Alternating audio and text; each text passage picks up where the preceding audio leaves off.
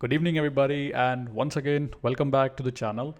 So PyIceberg version 0.9.0 now supports Upsert, meaning now you can do upserts on your iceberg table using Python.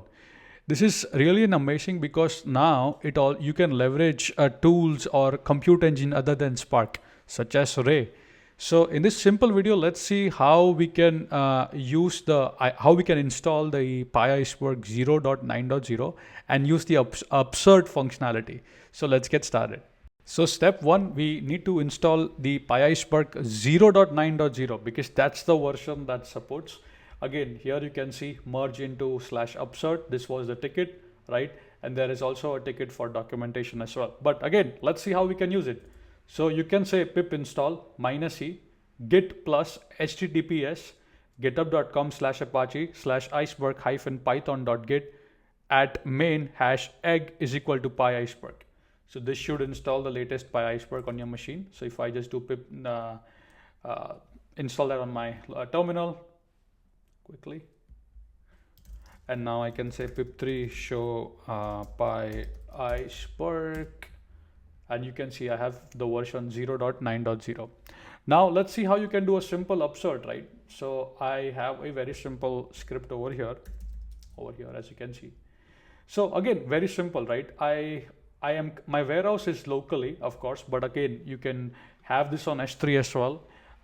Again, for testing and teaching purposes, I am using SQLite as a Hive metastore, right? As you can see, my catalog. So my schema is very simple, right? I have a column ID, I have site ID and a message, right? As simple as that. And my ID is gonna be my primary key. I'm mentioning that over here, right? And then very simple code I have over here is, if you can see, first I'm gonna insert two items into that table, which is an initial data. So ID1 and ID2 with site ID1 and site ID2, and these are like initial message, right? Simple mock data that I'm inserting, right? I do an overwrite on that table. Once the data is there, now I wanna basically print the data.